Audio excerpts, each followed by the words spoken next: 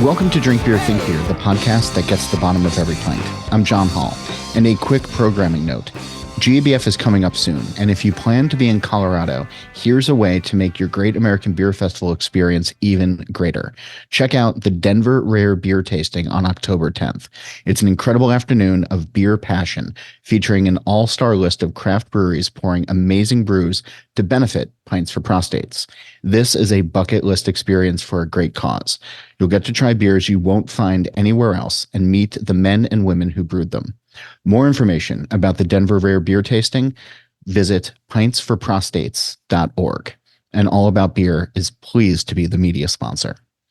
All right, so this week on the show, I am excited to welcome my old friend and colleague, Adrian Tierney-Jones, the great writer who has a new book out about the British pub. From how the seasons affect the vibe to what makes a perfect spot, we'll get into it all. First, please go visit allaboutbeer.com. There, you can find original articles, reviews, news, insights, and other podcasts. Listen to shows like Brewer to Brewer and the All About Beer podcast simply by searching All About Beer wherever you listen to shows. You can also follow All About Beer on Instagram, Threads, X, and Facebook at All About Beer. And to keep up with all of the smoked beer news and releases, make sure you check out This Week in Rauch Beer by searching the group on Facebook or follow at TW Rauch Beer on X, Threads, and Instagram. Glassware and apparel is available on allaboutbeer.com/merch. This show and all of the work we do, it's supported by you. Please go visit patreon.com/allaboutbeer. A few dollars goes a long way to help fund writers, photographers, creators, and editors. And if you'd like to learn more about advertising and supporting All About Beer, please email us at info@allaboutbeer.com. I honestly don't know how long I've known Adrian Tierney-Jones, but I do know I was a fan of his writing long before we had a first pint together. He's prolific, curious, poetic, and the kind of reporter that makes other reporters want to be a better reporter. He's won countless awards, written many books, has a regular newspaper column, is a well-seasoned traveler as well. His latest book had him not only in his own neighborhood, but throughout Britain as he explores the seasonality of the great institution known as the pub. In A Pub for All Seasons, a year-long journey in search of the perfect British local, it's published by Headline in 2024. Adrian Tierney-Jones deftly unpacks what makes these locations so special, while also sharing details of his own life. The result is a page and calendar turner that helps reveal how different times of the year bring out different experiences. It will inspire readers to get out of the traditional comfort zones and experiences and find the pub in all kinds of weather. Adrian's a friend, so during this conversation, there are many tangents we take during this conversation. There's some name dropping of other friends and writers and some past experiences. It's not unlike a session at the pub with a mate you haven't seen in quite some time, and I'm glad you're here for it. Here's the conversation. I want to talk about the book in just a minute, but I feel that I need a little bit of context on the current state of pubs in the UK, because over here in the US, I mean, one, there's an overly romantic version of pubs that I think we have that's been instilled in us over time. And I think you touch on a lot of that in the book. There's also a lot of articles that make it through of the death of the pub and closures happening at an alarming rate, and this sort of doom and gloom that pop up. And it's sometimes around dry January and some of these other dry things that I know you talk about in the book as well. But from your perspective, spending time in pubs, traveling around quite a bit, and now working on this book, from your stool at the bar, what do you see as the current state of the British pub? That's a really interesting question. I think the pubs I know that are doing well specialize in something. You know, they've either got a good food operation and good beer operation. They're in a good location. The management is switched on. You know, whether it's a single licensee or group of them. But I think it is a tough environment at the moment. Beer is going up in price. There's still I mean, there's still, it seems, hovering in the wings, a sort of neo temperance types. You read about we're all drinking too much, and apparently drink sales are going down. And my friend and colleague Pete Brown is very good at exposing this sort of panic, that you see on social media sometimes. Yeah. But let's be honest about it. It is a tough environment for pubs at the moment. There is a lot more, compared to say 100 years ago. Well, before the onset of home entertainment, pubs were where people went to meet That was people. the entertainment. Yeah. That was, yes. You didn't have a TV on, and all right, the radio came along, cinemas came along, football matches, etc., etc. And the one thing the doom and gloom thing. I'm a person whose glass is always half full rather than half empty. So I'm an optimist by nature, maybe a giddy fool about to step off the precipice, like in that tarot card. But I do feel that we doom and gloom has been the stock in trade of the brewing and pub industry for the last 100 plus years. I wrote a history of the oldest beer competition in the world, the International Brewing Competition, which had been going from the 1880s. And doing all my research in the National Brewing Library at Oxford Brookes University, you would keep coming across articles from the 1890s, the 1900s, and so on about how the death of the pub, was imminent and beer would vanish. I think in the 1930s, brewers thought that beer would just vanish because people were not drinking it. It was too expensive, the taxes, and as I said, there were other entertainments for people. And I think sometimes, the organizations that work within the brewing industry and the pub industry, things like CAMRA and SIBA, sometimes I think, especially CAMRA, I think just for our American audience, CAMRA is the Campaign for Real Ale, which most should be familiar with. SIBA is Society for it's changed its name, but I always knew it as Society for Independent Brewers. okay. Yeah, that's how I've always known it. But I just Yeah, I think it changed its name recently, and I can't remember what it was. okay. Well, we'll I still don't think, just yeah. But I think if you look back at Camera, especially in the 90s, when they were obviously they've always been a campaign about cask beer, but they've also, they do campaign for pubs. But there's almost this been this doom gloom's the wrong word, this emergency aspect to the way they campaign. If we don't do something now, it will vanish. You yeah.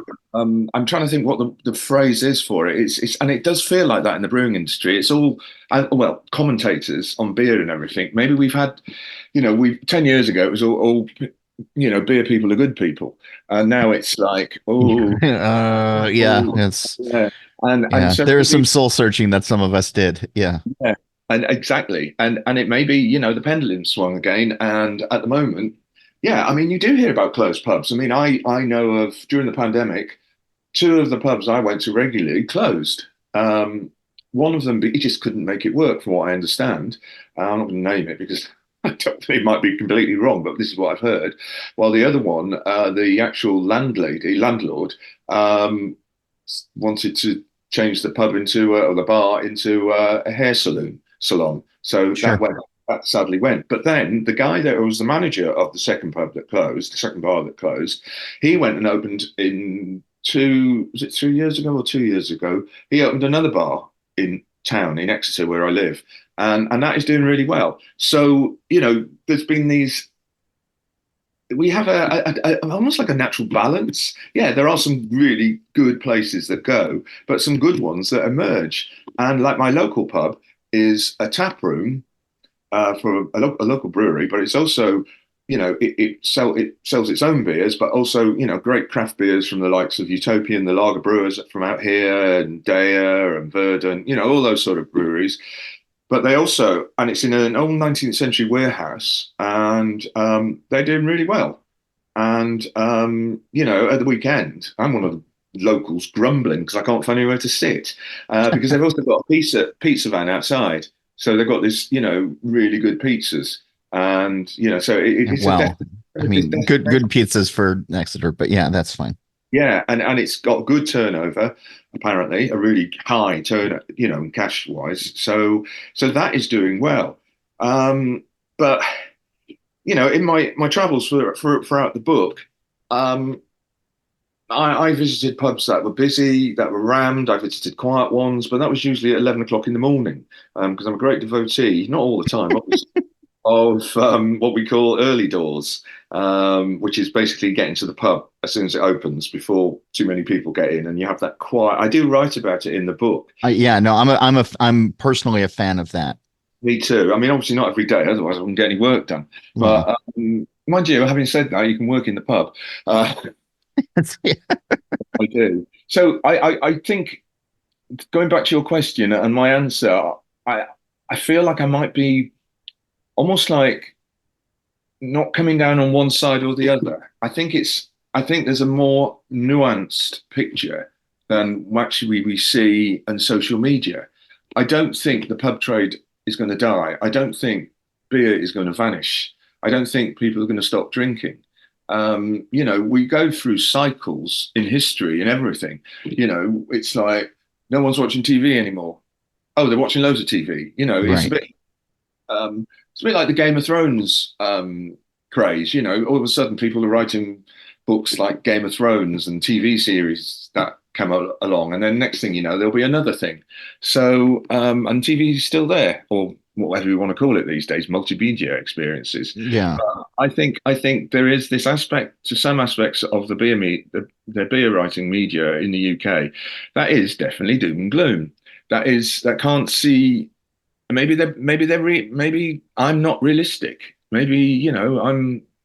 Is it who said it was a happy fool?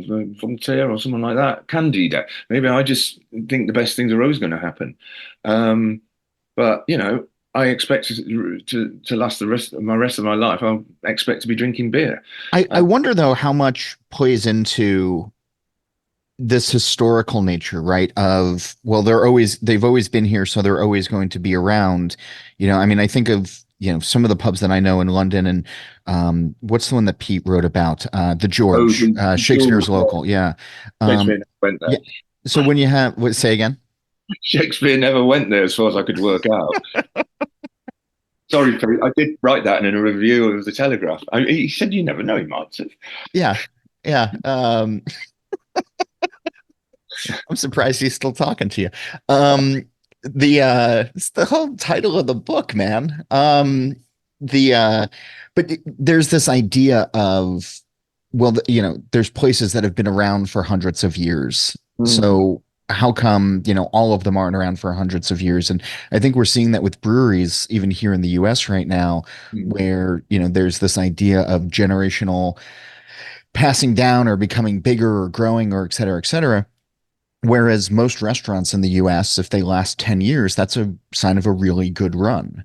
And Yeah, I so think, if yeah. you're, yeah, so, I think things come and close, and we're definitely right now in the US in a place where a lot of places are closing, and Mm, social media highlights that a little bit more. And there's a whole number of factors to it. But I think, this idea of, well, you're going to open this and it's going to last forever mm. is, it's a romantic thought, but not necessarily one grounded in reality. Yeah, and also think, why live. I mean, I'm a great believer in living for the day and being mindful about everything I'm doing. And you open a business. I don't think you've got your mind on doing the business right. If you're thinking, "What am I going to be in 20 years' time?" You might want to ask yourself that question now and again. But if that's the constant thing in your head, you might be missing things you'll need to be doing day to day. Sure. Uh, and I've spoken with the owners of my local. I know I've known them since I've opened, and get on with them. And it's like, you know, you don't say, well, what do you think you can do in 20 years' time? You just get on with it, as far as I Right. could see. But I know, as you think about, I wrote an article recently for Beer Magazine, the campaign for Real Ales magazine, about family breweries and about how there were new generations coming through. For instance, at Hook Norton Brewery, whose history I've got coming out as well next month. That was something that they commissioned. It's and they've got the MD, who's great. great grandfather set up the brewery. I think it was great great grandfather set up the brewery in 1849. I don't know. His son, You act like you're asking me, and you wrote the book, so yeah, I know, yeah. but I handed it in a few years ago, a few months ago. But no, he's got his son in the brew house, his oldest son, and his other son is working in London at another brewery. So hopefully there's that next generation being ready. And it's the same at Bateman's Brewery as well, because I interviewed, they're a brewery out in the east of England. Hmm. Going since the 19th century, and I interviewed Stuart Bateman, and he was saying, he's got three of his children. They're all either in other breweries or they're learning trades, and they will come back to the brewery. So it does happen. And it happens in breweries that have only been going 20 years as well. Because I know of another brewery where the owner's got his son working there, and hopefully he will take over at some stage.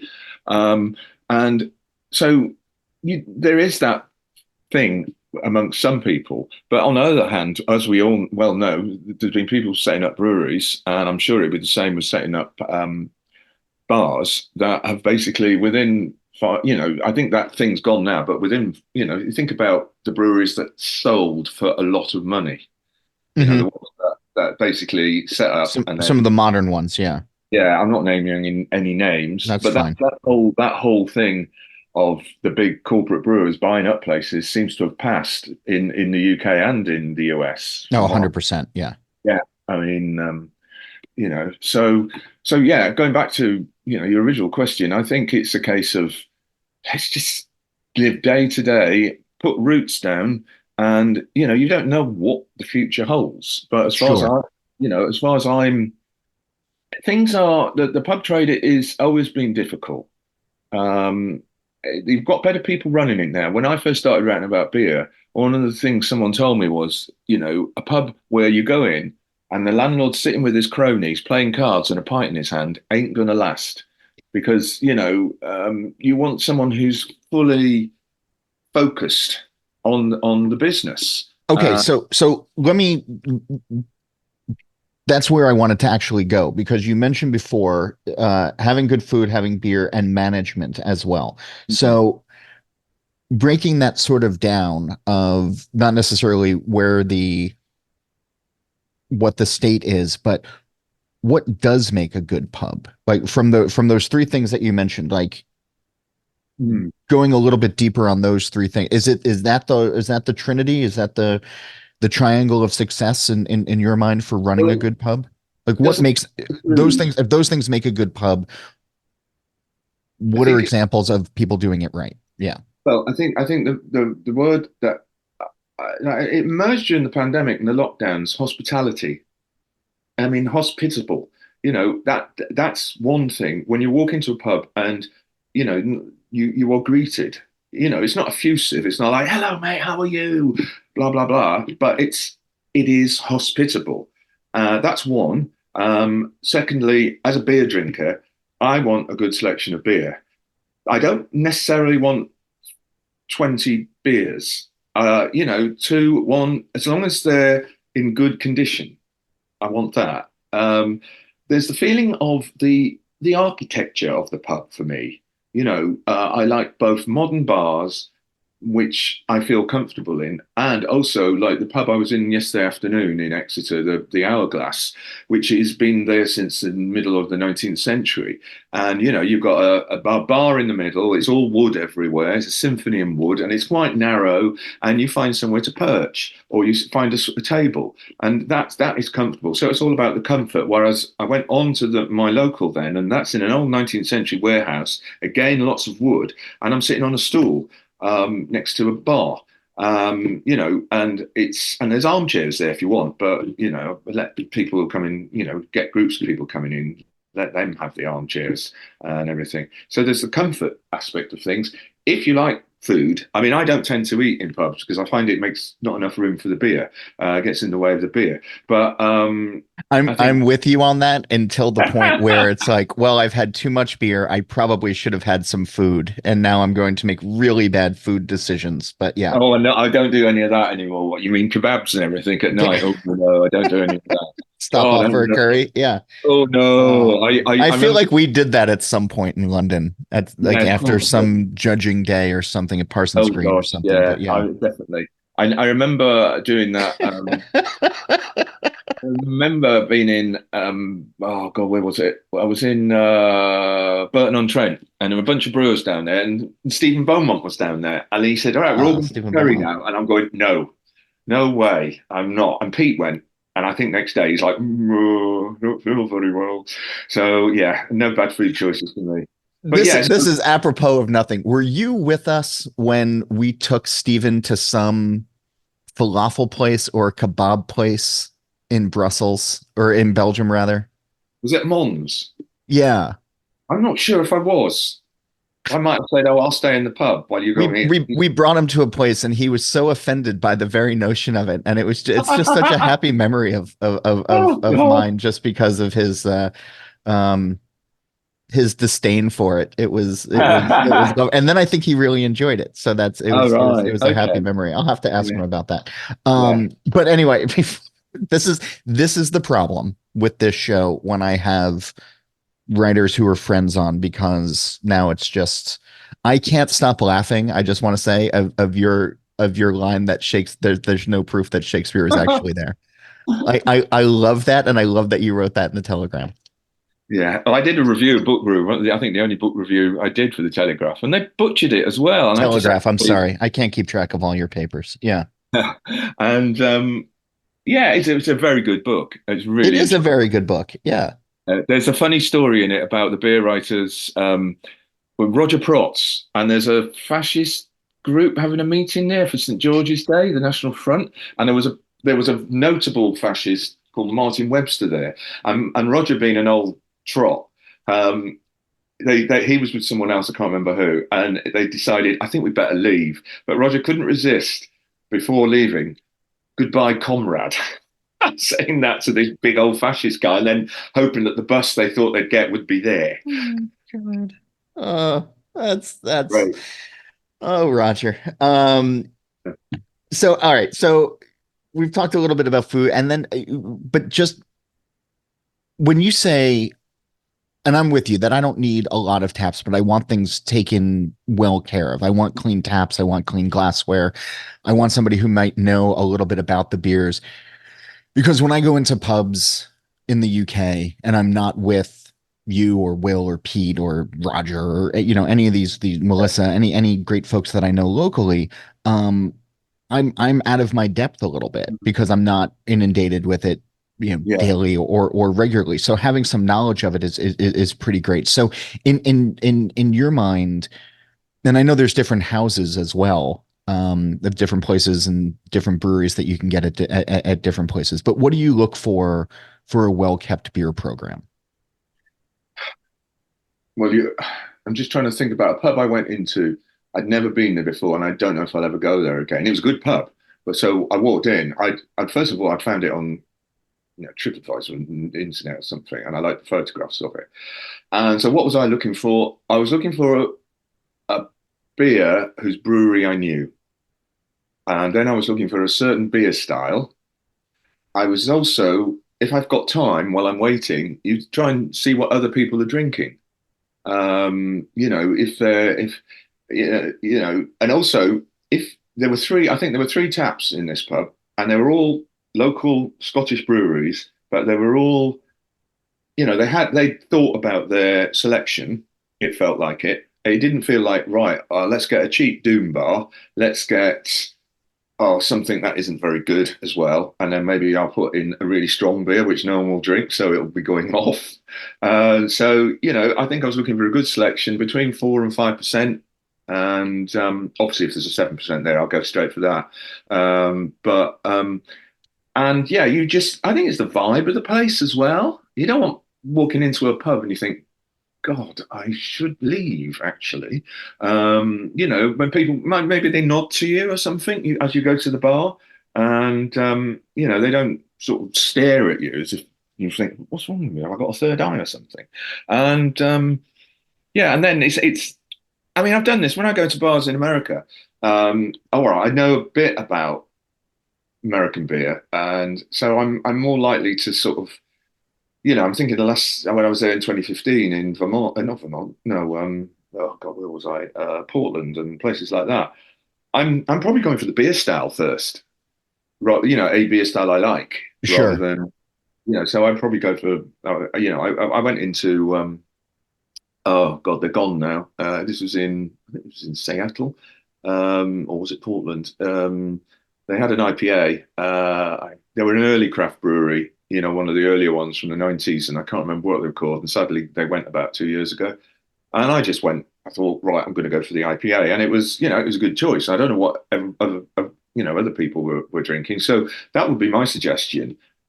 Think what your style is. If you would probably presume you'd go for a best bitter, because I know a lot of American brewers and writers, when they come to London, well, what I've always been told, they all want London pride. Is that bad? No, I mean, Because we don't get it here. I mean, it's one of those things that is it's special to me. Like so I'm going to London next month, as you know, with my father. And my dad, we were talking about the trip the other day, and he was there years ago and visited a friend who lived there. And he asked me the other day, he said, would you do you know a place where we can get bitter? And I said, mm, I probably I can find some spots. I can ask some people right nearby. But he had great memories of drinking that there. And it just by and large, we don't get decent bitters here in the no. Well, US, they would probably, I know at least regularly. Yeah. Fuller's used to send over Sure, their but beer. even still, right? If we were getting bottles of Fuller's over here, and we were, it was still crossing the Atlantic. It was still, sitting in warehouses for God knows how long, or on a shelf for God knows how long. So it was never quite that experience. It's what I sort of equated to Anchor when it was open and making steam. Mm, There's something about drinking it in San Francisco versus drinking it in New York. Like it was yeah, okay, but usually not that great. yeah. No, So, yeah, but then that's my whole point. I've just written a piece about this, which references Flanders. Um, I sometimes think if you're really interested in beer, you need to travel to actually experience the beer in its setting. It's like I've drunk Leipziger Goose in Leipzig in that pub whose name completely escapes me. I drank it with the brewer at Bahnhof Bayerische. But, to experience a Leipziger Goose, I think you have to go to Leipzig. All right, it's, difficult. Can't just pop there on the bus. And it's the same with, what I was writing in this feature for Ferment. I was talking about exploring the Flemish beer culture. I can sit at home with a bottle of Westmaler Triple or Het Anker, something from Het Anker, but to really experience that in its 360 degrees surrounding, I go to Mechelin. I don't know if you went to Mechelin for the Brussels Beer Challenge several years back. was that 2017? Yeah, it was a really lovely little town, city, big cathedral, and So in 2017, and I just emailed you the picture because I found it. That's when we had doner kebabs. And I have a picture. It's Tim, Stephen, you, and Joe, and myself. And Stephen looks absolutely horrified about the falafel, oh God, the it's wrap lovely. he has in his hand. It remains one of my favorite pictures. Oh God, no! I'll just have a look at it now. You just emailed it me, you I said, did, yeah. and yeah, I just, oh That you don't God, remember it is totally fine because I barely remember it because we've been judging all day and then we're out and we're yeah, about and we're all that. But anyway, hungry. yes, yeah. Oh, I used to love kebab. Welcome to discretion or digression after Yeah, another. yeah. Yeah. Oh, I know he doesn't look happy at all, but yeah, Such but a yeah. great picture. Yeah. So what I do say is that, to experience these beer cultures, you have to go to them. I mean, I've been to bars in the States, on both sides of the seaboard. And one thing I always used to do when I went to the States, and I don't know if I ever told you that, is like I've got to go to a dive bar and Sure. drink oh God, Pabst or something like that. And Yeah. I would do it, but I'd always, what's your local craft beer? I'd always have that because I just couldn't bring myself to spend any money on Anheuser-Busch or Pabst or whatever the other ones were. Yeah, I get it. I do remember doing that in Newport, actually, in Oregon, is it? Where Rogue are. Yep. Uh, I went in and I'm like hovering over the Bud Light, and then no, I love the Rogue, please. Yeah, I could never do that. But yeah, so I think going back to again, I'm Please. digressing. Yeah. Uh, going back to Rewind it back a little bit. Yeah. your original question. I think yeah, for you to experience bitter, it is better to drink it in London or even better in Sheffield up north because Sure. you it's I tell you what, it's cheaper as well. London beer prices are bloody expensive at the moment. And Sheffield, I have never had a bad pint of bitter. Partly because there's the pubs I go to in Sheffield, and it's the same in Manchester as well last year. They just got a big throughput. So, people are drinking it, and so that it's not sitting around. And, I went to one bar 2 days in a row, and I was hoping for another beer from the same brewery. It'd gone. It was freshly put on one day, and then it'd gone the next day. Ah, So, that's lovely. yeah. And I think the thing is, you have to, yeah, again, if you're going into a London pub, obviously when you're there, obviously you're going to the Royal Oak. I've never had a bad pint in there, and your father, I hope, will absolutely fall in love with the Harvey's Best Bitter, the Sussex Bitter, because that is a beer that induces poetry in me. And if I drink too much of it, induces indigestion. But it's a great hymnal of English hop character. You're drinking Kent and the hops from Kent in it, and it's such a lovely, lovely beer. So you do have to travel, in my view. Okay. Um, This book. yeah, well, all right, let's talk about the I know you're trying to sell books and Oh I'm no, no, here to no, help I'm you. I'm not. here I to love help you sell talking. books, my As you friend. know, I love the sound of my own voice. I like listening to you talk. In the introduction to the book, you call the pub a living entity. And I Hmm. think you've touched upon that a little bit more, but in this book you go through the seasons and how pubs can change with the seasons and how customer preferences change, what beers may pour faster than others or be served faster than others, depending on the weather, the time of year, the holidays, et cetera. But the idea of a pub as a living entity, um, I wonder if you'll explore that a little bit more. Yeah, some pubs have ghosts, but if you think of a pub which has been open for a long time, you think about the generations of people that have gone through them. You think about the passions of the people who've gone through them. You think about the laughter, the fun, the tears, where people have met each other and lasted a lifetime, or sometimes they've broken up there. One of the pubs I go to out here in Exeter, just outside Exeter, the Bridge Inn at Topsham, Caroline, the landlady, told, she was quite, I think she's quoted in the book as saying, she just thinks of the people that, it's been in her family for over a century. And, you think about the people that have been there and they're no longer there, but they're still somehow remembered. Even had the Queen, go there once, not on her own, like, oh, I want a pint, please. I think it was an official visit, all that sort of stuff.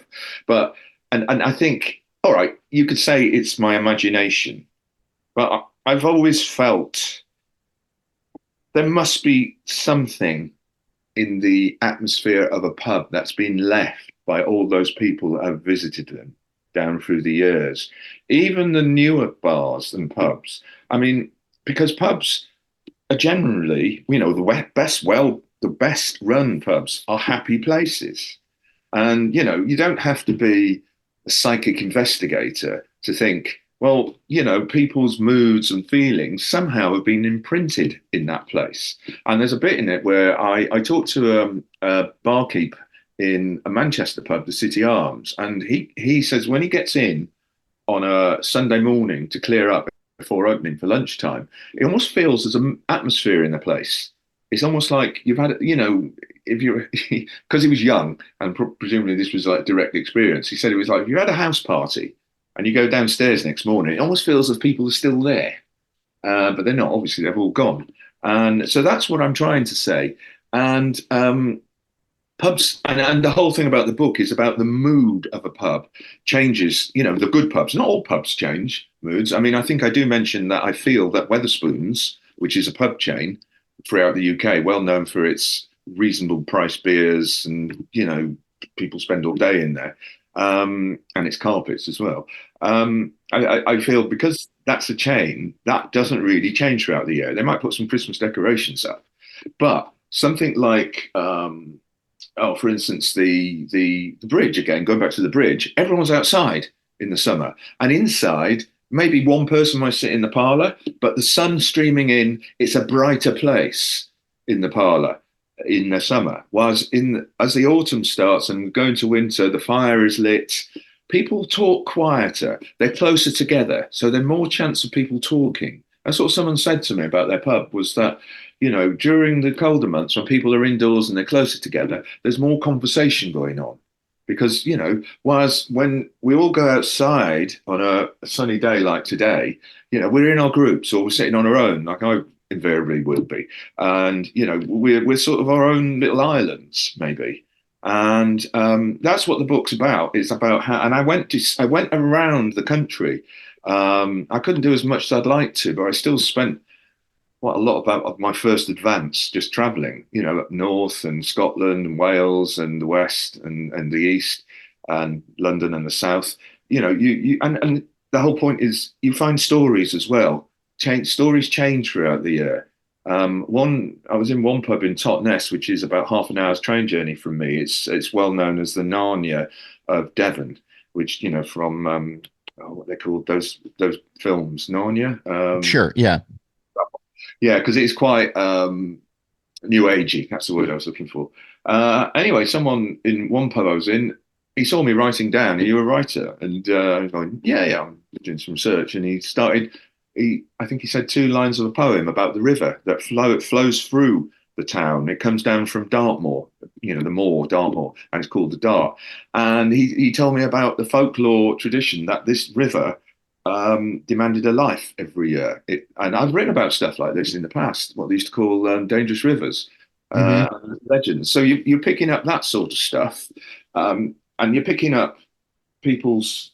God, I mean, I picked up so many different stories. I also had some not very comfortable moments as well, like that guy. I don't know if you remember it in the grill in Aberdeen, Yeah. a homeless person who's really drunk, and he sat down next to me, and he's like, "What the is beep is Yeah. that?" My You kid, you can say words on this show. That's okay, fine. Yeah. well, the chapter's called "What the fuck is that?" I think. You're right. Yeah. And I didn't feel in danger because I thought he was obviously in turmoil, mental turmoil, and he got thrown out in the end. So you're seeing pubs, pubs sort of you see all aspects of life in them. Yeah. Good pubs.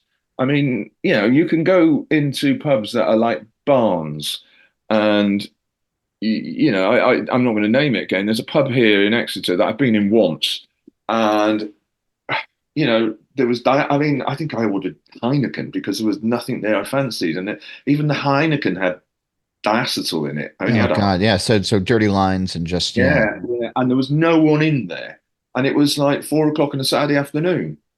And, Yeah, that'll tell you a lot as well. Yeah. yeah, it's still going as far as I know. But so the only mood you have there is desolation any time of the year, and it feels like a Philip Larkin poem or something. I don't know if you've heard of Philip Larkin, the English poet. Uh, His poems are really depressing, but they're really good. Um, but yeah, so did I answer your question? you did, I think. And one of the things that I was struck about with this book is that um you said you had, you have a couple and you can start to um get poetic as well. But it seems from reading this book, I feel like I know you better after reading this book because you put a lot of yourself into this as well. I put a lot of my family as well. Yeah. My mother died during the making of it, or the writing Yeah. of it. That wasn't a shock because she was nearly 91 and had dementia and was in a care home, nursing home. So, but And you I mean, mentioned that in the book, and it's dedicated to her as well. But yeah. right, yeah, yeah. But I think one of the things I first learned when I started writing a long time ago. As a music writer, I was told not to put myself in the story. Sure. Uh, and that happened. And it's only when you get confidence over the years, when you start writing and you think, yeah, I'll put myself a little bit in. And writing this book, I felt I have to put myself in because it was a personal book. And, I've written quite a lot of other books, but they've all been, I'm looking at a shelf of them now, they've all been like Great British Pubs, Britain's Beer Revolution, and 1,001 beers you must try before you die, and Yeah. stuff like that. But I wanted to tell a story. And also I wanted to try and understand why, I don't know if I answered it, but why I was so devoted to pubs and beer from an early age. I didn't actually like beer much when I was a teenager because we're allowed to drink beer in pubs at 18, but in the 70s, before ID and all that, when I was drinking pubs in 16. When I was 16, it was quite easy. You go in with a couple of older lads and you stand at the back and give them their money and say, "Give me a pint of cider, will you?" Yeah. So, so I was trying to understand that as well. And when I edited um, the magazine we discussed earlier called Original Final Gravity, Gravity. Yeah. Original yeah, Gravity. I'm sorry. I was editor of that, and I wanted to.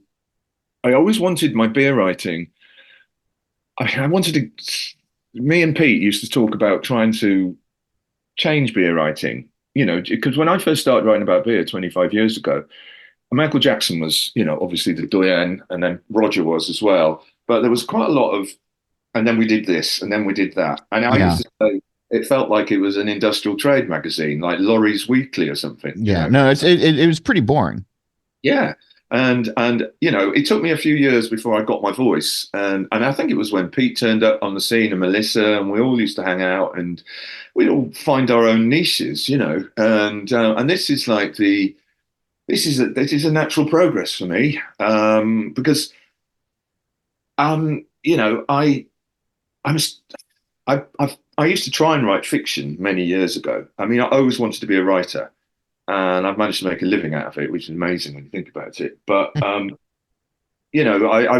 had one story published in a small magazine in my late 20s in London, and I wrote a book once in my late 20s, and it never got anywhere. It didn't get published or anything, but I've always been interested in language, and I do read a lot of poetry and a lot of I mean, yeah, I've read a lot of literature in the past. I tend to read a lot more history these days, but I'm also listen to a lot of classical music and rock music, and was a musician at one stage. Used to write songs, so language is like music to me.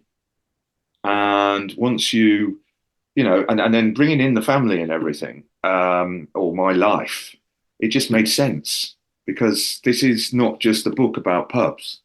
This is a book about how me and pubs, in a sense, And because it's about how I feel about pubs, but it's about how I see pubs, how I go to pubs, and I could have gone further, but there's such a thing as you can get a bit self-indulgent, and there were big chunks I cut out before filing, and then my editor came up with, "Do you really need this?" And there are a couple of personal stuff in it, which I'm glad I didn't leave in.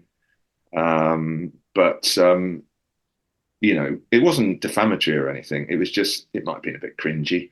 sure. But yeah, so it's my life and the pubs I visited and how they changed for the year. So yeah, You get know, to what struck me as I was reading the book with the personal anecdotes as well and the histories and getting into your family as well, it was reminding me of days when I'm out at a bar mm, or a pub or something and I'm not working, which is rare, yeah, and forcing myself to not be on the phone mm, or, avoiding places that have televisions where I think there's so much noise out in the world these days. oh God, It can be yeah, easy to ignore the voices in your head. mm, And over the last year or so, when I've had the rare occasion to go and have one of these drinking experiences where I'm by myself, where I'm not working, where I'm not distracted by a screen, And I can let my mind wander a little bit. I mean, a lot of times you're confronting hard truths, or worrying about the larger world or mortality or whatever else. But there's something that came out in this book where, for me, it was a helpful reminder to sort of take stock of things, of not only who you are, but where you came from, and what you'd like to accomplish, and what you want to remember, what you'd want to forget. It, there's a deliberate inflection to it that I think we could all benefit from Right. Yeah. following that lead.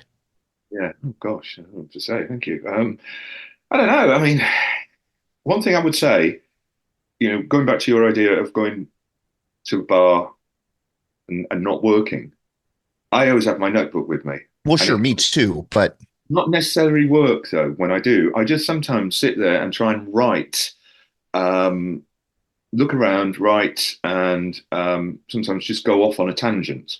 Because I do day pages when I can. I do, day pages when you just write yeah. through. I do that quite often. And sometimes it's just nonsense. Obviously, it's not going to be shown to anyone. And other times you come up with an idea and you think, right, okay, I'm going to follow that through. But yeah, you're right about the amount of information everywhere. I noticed that in the gym because you've got a TV up. No, you've got a screen, not a TV, a screen, and it's going through news stories and stuff about the gym. And I did think the other week, because I was to keep myself fit as a beer drinker, I go every 2 days when I'm around. Look at Uh, you, and they do weights one day, and inspiring me on so many fronts today. and then cardio's the next day. But I just thought there's that screen over there, and I'm doing crunches or something. I don't want to. I don't want to look at it. I don't want to. I don't want all this. We're bombarded with information. As you're right. I mean, some of the best films. You just made me remember Brazil. The Terry Gilliam film where the roads are just lined with billboards. I mean, Hmm. it's like when you get into. I remember thinking, seeing it first in the States in '96, my first visit to the States, you're getting into a town and there's billboards everywhere. And then a few years later, I'm thinking, God, Europe's like this now. The UK's like this now, and it's just information overload. And of course, if we've got our phones, we've got our untapped, not that I do untapped, and our whatevers, TikToks and stuff like that. It's just like, it's a wonder we don't, we're just overloaded. And sometimes I just want to take a book, an Yeah. old, I mean, dig out from my book collection. I think I'll reread the Therese Raquin. I think it was Zola, wasn't it? Or something like that. Something like that. Do you know what I mean? You just think, I'll read a book I haven't read for 30 years. And just sort of ground myself on that. And yeah, and that's what a pub is great for. Again, I talk about it in the book. We talked about early doors, but sometimes you can sit there very quietly at the center of your own universe. And, middle of the afternoon, maybe in the autumn, in a quiet pub, there's maybe someone in one corner over there, someone over there. They might be on their phones. There's no music for once. Thank God for that. The barkeeper's sitting there polishing glasses or looking at their phone maybe, but you've got that quiet moment, that quiet reflective moment. And that's what I think, I hope to try. I've tried to explain or try to cover in the book, how some pubs can be like that. And then going back to your comment about how living entities, maybe it's my imagination, but that's how pub can be, this living entity on the quiet moments. But then when they're really busy, there's a different mood to them then. It's like my local on Friday night, God was heaving. I managed to find a stool, and I could see my son at the bar getting exasperated, because then he texts me and goes, because there's loads of people getting served, and he said, "Oh God, it's the fruit cider and have you got any gin lot?" Um, because yeah, fruit cider is a big thing in this country. But yeah, it's that's again is the great thing about a pub throughout the year, that those different moods, and you can. It depends on your mood as well. Yeah. Uh, you I mean, you were know, talking about ABV, you were talking about different styles of beer. I mean, there's just some beers hit differently, hmm. depending on the weather, depending on the day of the week, depending on Oh the God, the yeah. yeah, yeah. I might nip down to the local after we're done, and I'm thinking my palate really deserves a Helles, and we're very lucky. We've got a brewery out here called Utopian, which is about 10 miles north of Exeter, and they are making lagers of the highest quality, and they're using decoction mashing and proper lagering time. Because the head brewer's well, he trained at Doymans. I'm not sure if I say that right. Yep.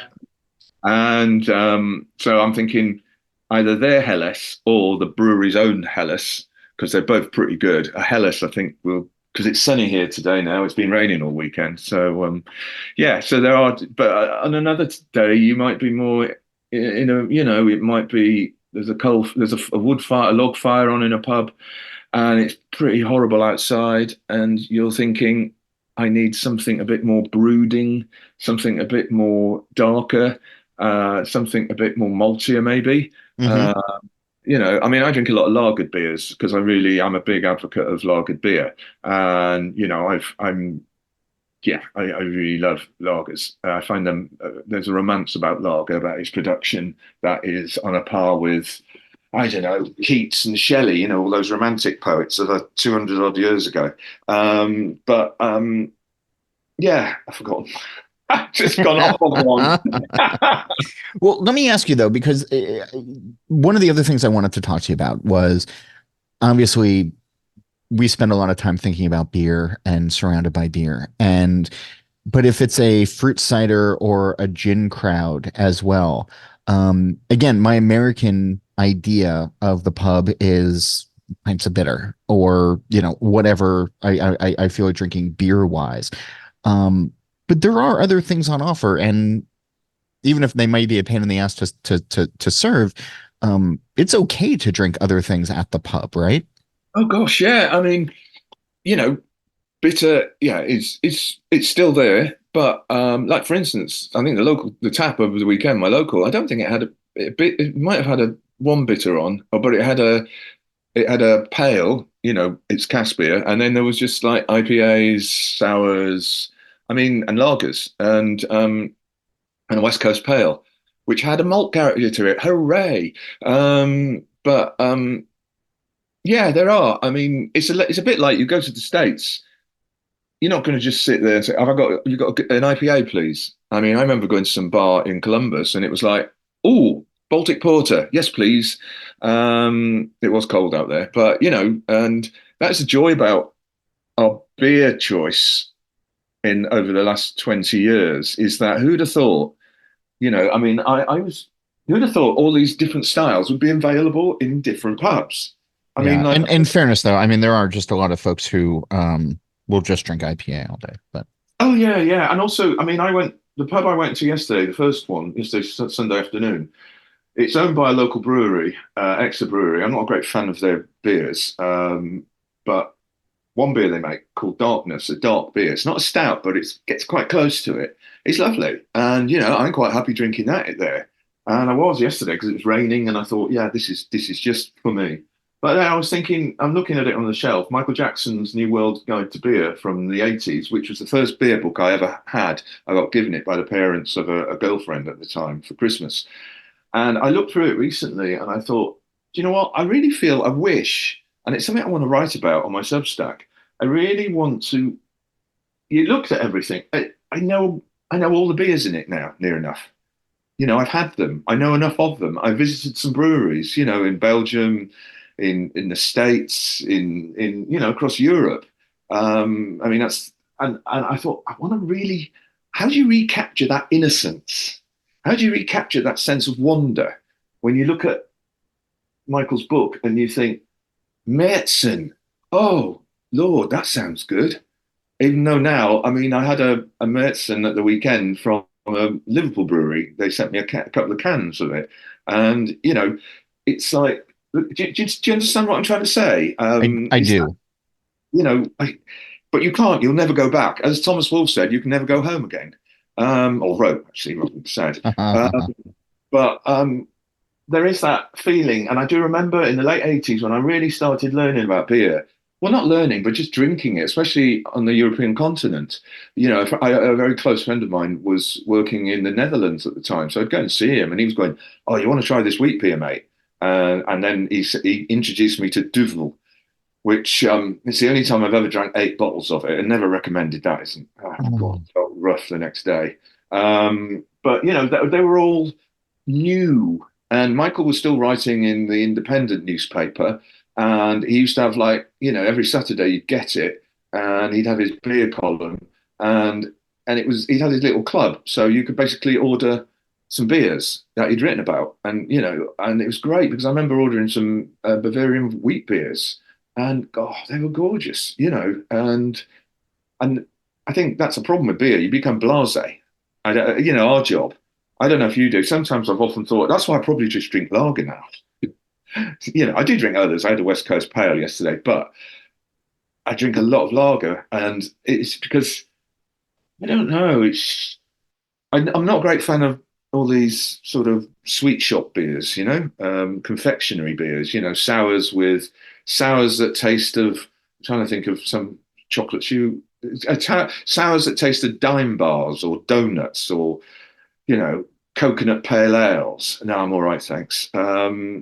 So, Well, maybe, yeah. Don't plan your a US trip anytime soon. what is that? No, it's I was making the bad joke. I mean, there's we're seeing a lot more loggers as well, and I'm with you on that. It's sort of what I'm looking for when I'm out and trying to have a you know Because just a proper session. Yeah.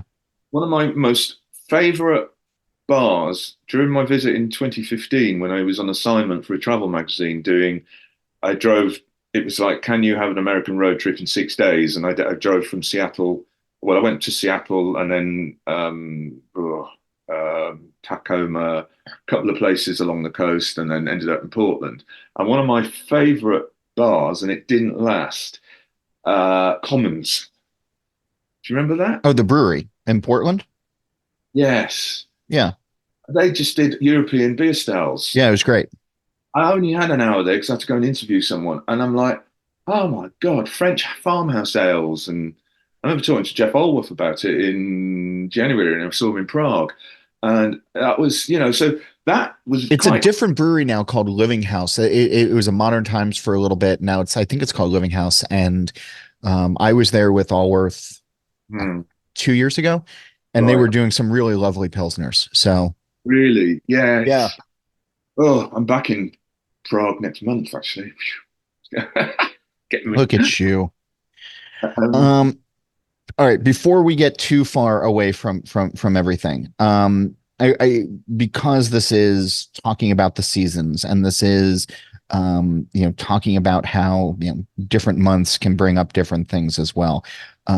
You touch on this a little bit in the book, but I'm curious as to um what you see as the potential for change, or the potential for things changing with the pub because of climate change. oh, yeah, I do mention that, don't I? Well, the interesting thing, well, first thought coming into my mind was if we are having, I mean, the seasons, as I think I said it in the introduction, there is this feeling amongst some members of the scientific community that the seasons are merging. That our summer, that our spring is sort of merging into summer, while summer sometimes feels like it lingers on into autumn, while our winters don't seem to be as cold as they used to be. So how would that affect the pub? On one level, you could argue that their heating bills go down, so that might save them some money. But on another level, we might have a monoculture of what people drink because they might think, well, I don't really want a dark beer, even though it's the middle of winter, because it's not very cold, is it? So, you'll get breweries, maybe, breweries, there'll be more sort of pales maybe in the pubs. Um, Also, I think because what can happen, the uncertainty of the climate sometimes, especially in the summer, you get pubs putting on events in the summer, and all of a sudden it's just ruined by the whole weekend. Was it just raining all weekend. Um, it's an interesting question. It's an interesting question, and I'm really trying to. I think it'd be more people's moods, maybe. Maybe they won't feel. Maybe we'll all be out in the beer garden in the middle of November, and we'll all be. I mean, for the book, I tried to when spring came along, I really felt that urge to be out in the beer garden. And I remember and I do write about it. I went to Totnes one Saturday, and I went into a beer garden, and it's sunny, but it's not. It's raining again. So I was basically moving out from an under umbrella and then back under the umbrella, and it felt like I was chasing.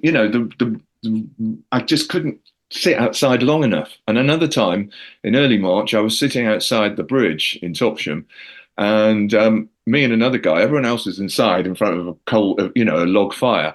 I got my big thick car hat jacket on. The guy's got some big thick coat on, and we're like almost, it's the cliche of the Briton, they'll always be outside, whatever the weather. There used to be always this thing about you see old photographs of people on beaches in Britain in the 50s and 60s, and like it's raining and it's August, but by hell, they're going to be out there, even if they've got a Mac and a hat and God knows what. We're having our outside thing.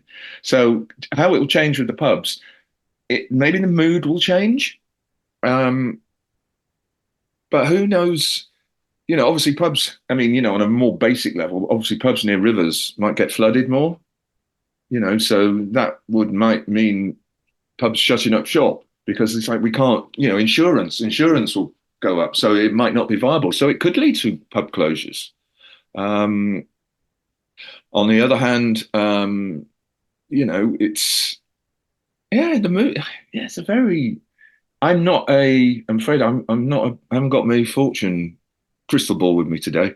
But so that I think it will affect them. But whether it will be like this massive crashing, catastrophic change, or whether it will be a gradual change that people look back over 20 years. Oh, do you remember we used to do that? Oh, don't do that anymore here.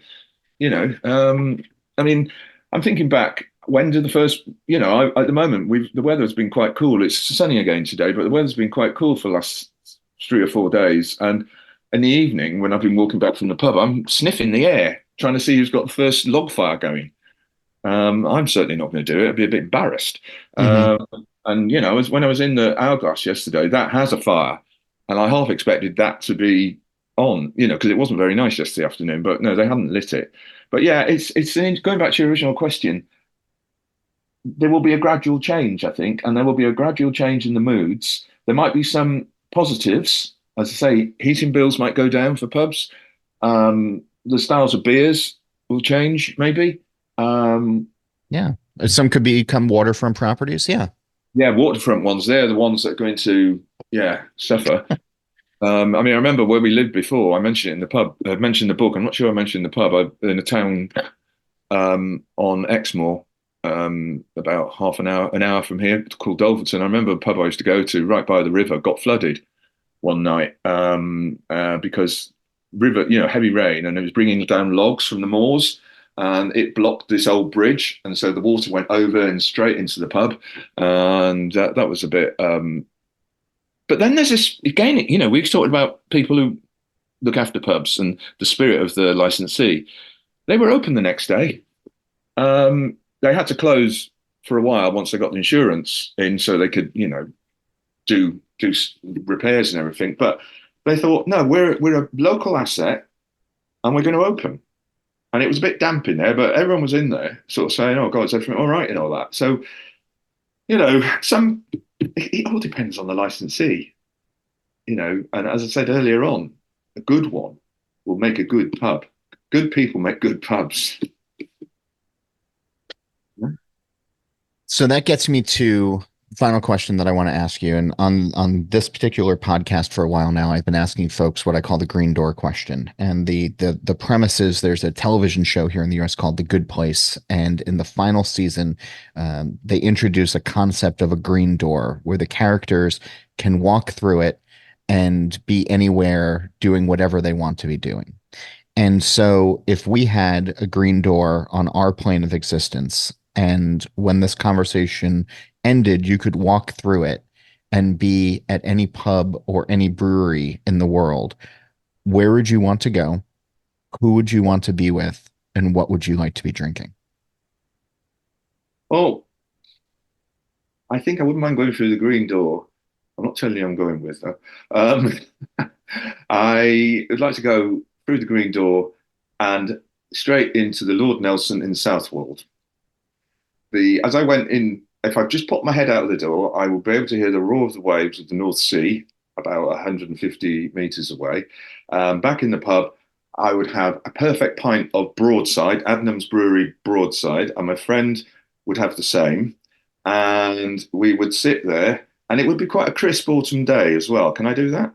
Of course. Um, and it'd be a crisp autumnal day, and we've managed to get next to the fire, which would be nice because the locals have a thing. I was told there, and it's in the book, how because it's a big touristy place, Southwold, but when the locals come in and see someone sitting by the fire, it's like, oh, that's my place. So they sort of wait around until someone goes, and then there's almost like a rush to sit by the fire. So anyway, we've managed to get by the fire. There's no food in this pub, so I'm not worried about that. And we're just having a good time discussing life, death, whatever. And we'll go for a walk on the beach afterwards. I love it.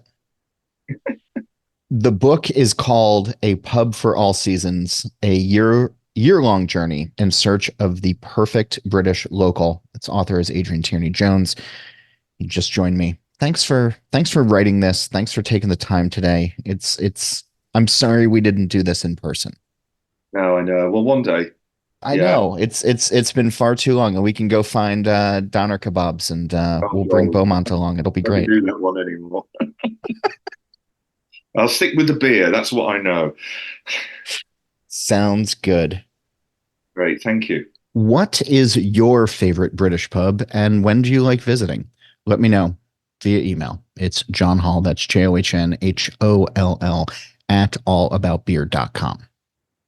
Questions, comments, guest suggestions, you can do all of that by emailing me. It's John Holl, that's JOHNHOLL at allaboutbeer.com. A reminder, please go visit allaboutbeer.com. There you can check out the podcast page, the merch page, and read great new content, as well as the archives going back to 1979.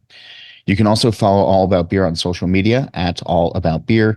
And if you're interested in supporting journalism in the beer space, email us at info@allaboutbeer.com or go to patreon.com/allaboutbeer. Don't forget, All About Beer has a podcast channel. Search and subscribe on your podcast platform of choice. Steal This Beer has new episodes every Monday, and the BYO Nano podcast comes out on the 15th of every month. And don't forget to check out probrewer.com each week for original articles from the All About Beer team. As for this show, Nate Schweber does the music, Jeff Quinn designed our logo, and I'm John Holl. New episodes release every Wednesday, and that's when I'll be back again to drink beer and to think beer.